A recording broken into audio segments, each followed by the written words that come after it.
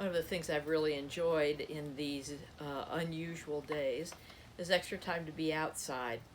And I'm obviously not the only one. On our walks, we pick up all sorts of things. We've seen piles of branches, including a branch just like this one, a palm branch.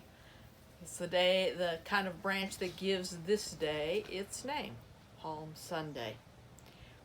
For we remember the events of this Sunday. You can read about it yourself in the 21st chapter of Matthew's Gospel.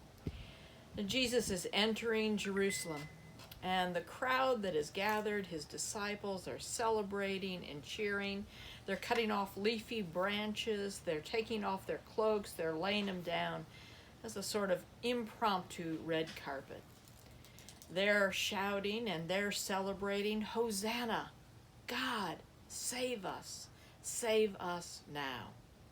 And in the middle of it all, there's Jesus, riding on the back of a donkey.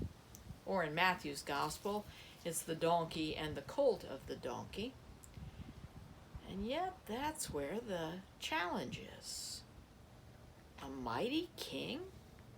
A mighty king doesn't ride in on the back of a donkey, rather in a chariot or on the back of a mighty stallion, but on the back of a donkey? There, in those moments, like the ancient prophets, Jesus is living out an upside down moment. He is challenging the ways we have become to think about power and authority and kings and kingdoms. And he's turning it all upside down. For here he is, the king of all creation, the ruler of all that ever was, ever is, or ever will be. And he's riding on the back of a donkey. He begins to put in place a new order in which life is not measured by what we get, but by what we give. For here he is, the ruler of all, riding in order to give himself for us all.